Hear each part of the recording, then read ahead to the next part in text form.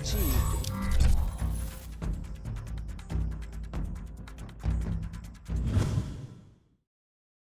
What up? Welcome into Studio Day Heffrey. It's nice to see you guys today. Today, what do we have? We have no practice for the Cowboys, but we can still go over some of the Cowboys news of the day, including my good buddy, the machine gun, Jon Machota, put out his risers and fallers of Cowboys training camp so far, and I've got great mailbag questions from you guys, including stuff on the defensive line and with the safeties, Snacks Harrison, all sorts of stuff. But let's start with the machine gun Machota. He's got his risers and fallers of Cowboy Camp. And some of the risers, I think, are fairly obvious. For instance, his first one is CeeDee Lamb, which if you're keeping up day by day with Cowboys practice, that one's not a surprise. He was never going to have a big rookie transition period. He was never supposed to be available at number 17.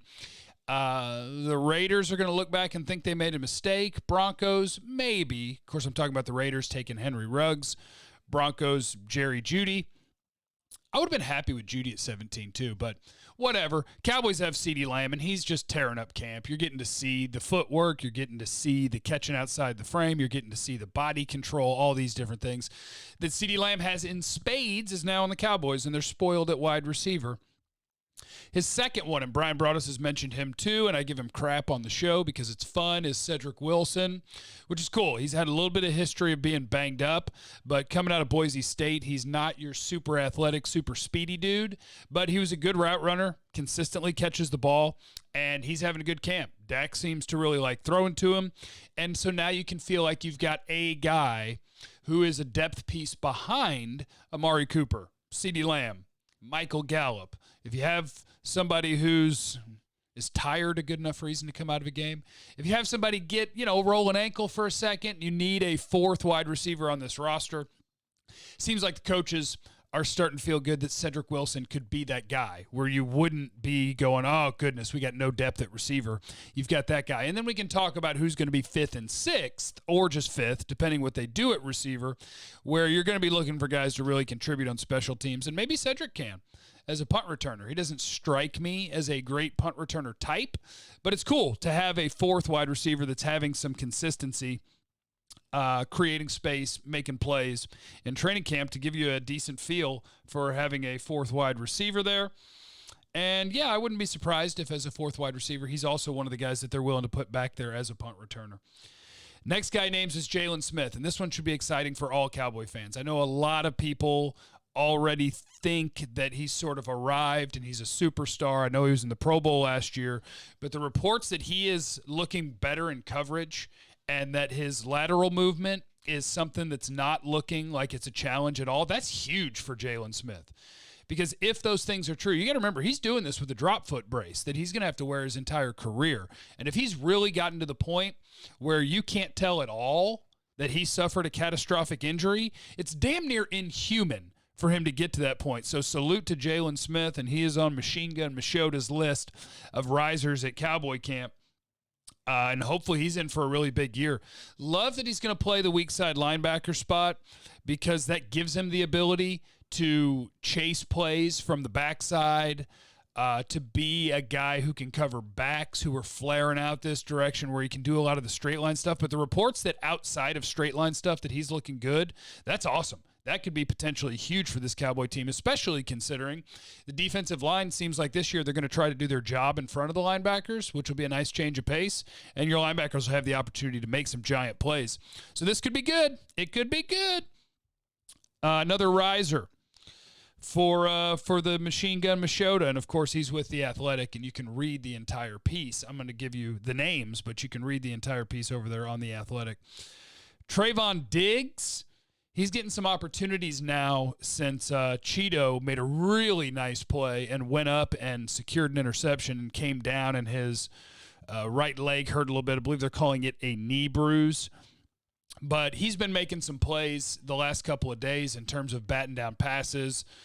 Brian Broaddus has been telling us about this. Just kind of been a machine in terms of batting down passes. And this is what this defense is looking for. You're seeing a lot of highlights out of Cowboys camp where guys are actually looking at the ball, which is, again, nice change of pace for the Cowboys, right? They're looking at the ball and then they're going up and either batting it down or making interceptions.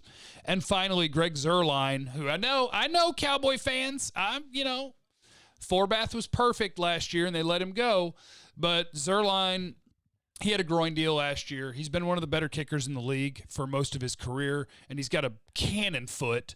So Zurline has been perfect so far in camp, 18 of 18 on field goals. I don't think they've asked him to kick a bunch of bombs, but they don't need to. You know he can kick it really far.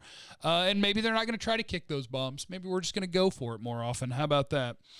Fallers, Clinton Dix is obvious. The fact that he was signed, Pro Football Focus graded him really well last year. He got some guaranteed money. He was here to be a starter, and it sounds like the coaching staff is looking at a competition there at the second safety spot and saying, is it Darian Thompson?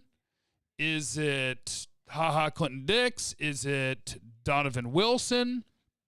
And that's a real competition. That's a disappointment for Clinton Dix on a 1-year, almost $4 million deal. Lyle Collins, that's got to be a disappointment. The season opens in like 18 days, and he hadn't practiced once yet. And they're talking about conditioning issues. I don't know if maybe there's something else there that people aren't telling us about, but that seems strange that you could be a decent ways into camp and a starting offensive tackle has, quote, conditioning issues where he's not ready to play. That's alarming. Sean Lee, of course, that's alarming that he did something in the strength and conditioning phase that's not really letting him get on the field. Now, he is a guy that I'm not really worried, and this probably applies to LC too, where I'm not really worried if you can't practice. I'm worried if you showed up not ready to play football. That's a worry. But I'm not worried if you've got something minor where they want to kind of baby it along because all that matters is the actual season. I'm cool with that, and I'm not going to freak out about that. But Sean Lee, surprise, surprise. Good news about that, he didn't list this, but Francis Bernard's been a standout. You listen to the coaches talk. We had a Leighton Vander Esch on the show, and you listen to him. Francis Bernard's been the standout guy at linebacker. I know one of you asked me in the mailbag, could he play some strong safety snaps?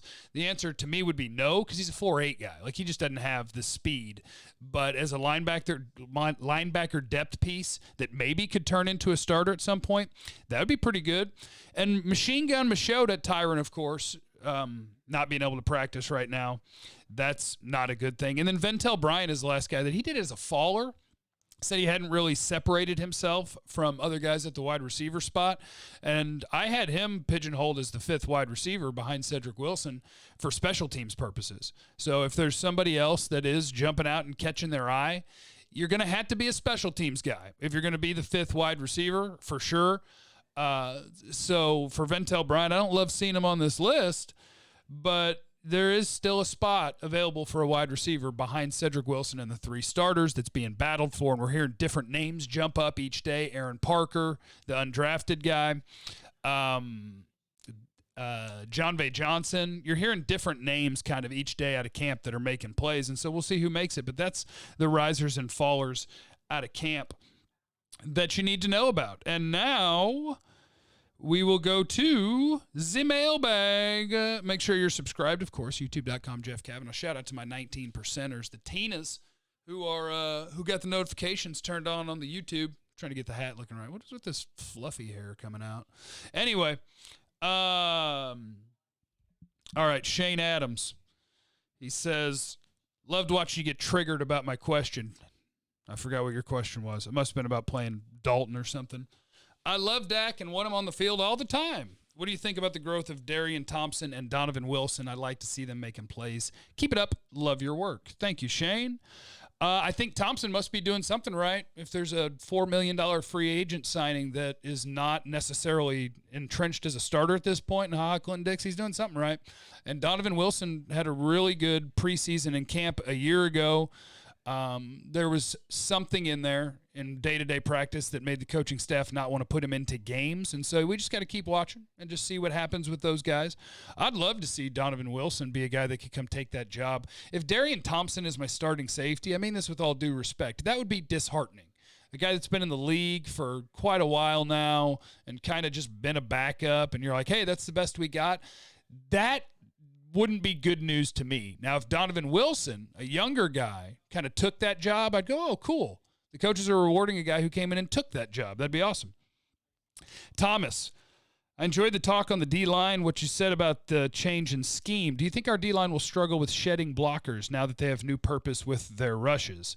Well, I think they'll be tasked with occupying blockers at times, but no, I don't think they'll have a problem shedding them because of the names. Dontari Poe, in his practices already, he's pushing dudes back. He's establishing the line of scrimmage. Everson Griffin and Tank Lawrence are really good run defenders. They have incredibly strong hands. They play with good leverage.